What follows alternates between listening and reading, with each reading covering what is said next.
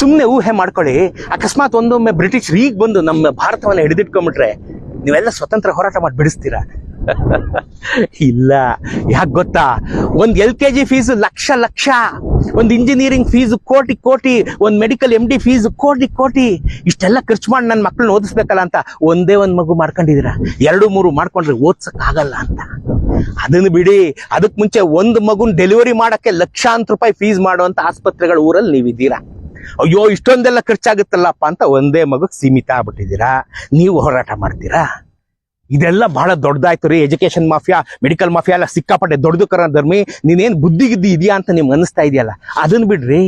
ನೀವು EMI ಅಲ್ಲಿ ಕಷ್ಟಪಟ್ಟು ಸಾಲ ಮಾಡಿ ಎಲ್ಲೋ ಒಂದ್ ಕಡೆ ಒಂದು ಸೈಟ್ ತಗೊಂಡಿರ್ತೀರಾ, ಸಾಲ ಮಾಡಿ ಮನೆ ಕಟ್ತೀರಾ.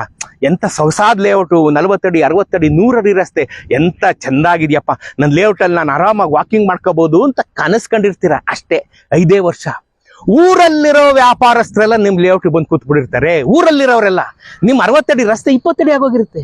ಎಲ್ಲರೂ ಅಲ್ಲೇ ಸಿಗ್ತಾ ಇರ್ತಾರೆ. ಹೇರ್ ಪಿಂಟು ಹೆಲಿಕಾಪ್ಟರ್ ನಿಮ್ ಮನೆ ರಸ್ತೆ ಮೇಲೆ ಸಿಗ್ತಾ ಇರುತ್ತೆ.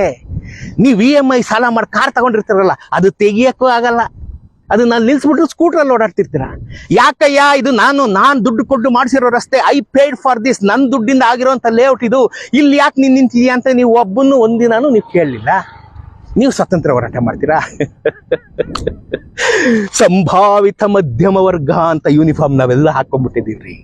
ಯಾರೇನಾರು ಅನ್ಕೊಂಡ್ಬಿಟ್ರೆ ನಮ್ಮನ್ನ, ಅಯ್ಯೋ ಅವ್ರೇನ್ ಅನ್ಕೊಂಡ್ಬಿಟ್ರೆ ಇವ್ರೇನ್ ಅನ್ಕೊಂಡ್ಬಿಟ್ರೆ ಅಡ್ಜಸ್ಟ್ ಮಾಡ್ಕೊಂಡು ಇಲ್ದಿರೋ BP ಶುಗರ್ ಎಲ್ಲ ಬರ್ಸ್ಕೊಂಡ್ಬಿಟ್ಟಿದೀವಿ. ಕಿತ್ತಾಕಿ ಆ ಸಂಭಾವಿತ ಮಧ್ಯಮ ವರ್ಗ ಅಂತ ಪೋಷಕನ್ ಕಿತ್ತಾಕಿ ಒಂದೇ ಒಂದ್ಸಲ ಒಂದು ಅನ್ಯಾಯ ಪ್ರಶ್ನೆ ಮಾಡಿ, ಯಾಕೆ ಇಲ್ಲಿ ನಿಂತಿದ್ಯಾ, ಬಿಡು ನನ್ನ ರಸ್ತೆಯನ್ನು ಖಾಲಿ ಮಾಡ್ಸು, ಯಾಕೆ ಇಷ್ಟು ಫೀಸ್ ತಗೋತಾ ಇದೆಯಾ ಕಮ್ಮಿ ಮಾಡು, ಯಾಕೆ ಇಷ್ಟು ಮೆಡಿಕಲ್ ಬಿಲ್ ಬಂದಿದೆ ಕಮ್ಮಿ ಮಾಡು ಅಂತ ಒಬ್ಬನ್ನ ಕೇಳ್ರಿ. ಒಂದು ಸಲ ಕೇಳ್ರಿ. ಜಯ ಸಿಗದೇ ಇದ್ರೂ ಪರವಾಗಿಲ್ಲ, ಒಂದು ಸಲ ನೀವು ಕೇಳಿ. 10 ಜನ ಆ ಥರ ಕೇಳಿದ್ರೆ ಅವೇರ್ನೆಸ್ ಬರುತ್ತೆ ರೀ, ಸಮಾಜದಲ್ಲಿ ಅವೇರ್ನೆಸ್ ಬರುತ್ತೆ. ಯಾರೋ ಬಂದು ನಮ್ಮನ್ನು ಕಾಪಾಡ್ತಾರೆ ಅಂತ ಕುತ್ಕೋಬೇಡಿ. ನಿಮ್ಮ ಬದುಕಲ್ಲಿ ನೀವೇ ಹೀರೋ, ನೀವೇ ಫೈಟ್ ಮಾಡ್ರಿ. ಇರೋದೊಂದು ಬದುಕು, ಫೈಟ್ ಮಾಡ್ರಿ. ನೆಮ್ಮದಿಯಿಂದ ಸಾಯ್ರಿ. ಐ ಆಮ್ ಎ ಫೈಟರ್ ಅಂತ ಸಾಯ್ರಿ. ಪ್ರಶ್ನೆ ಮಾಡ್ರಿ.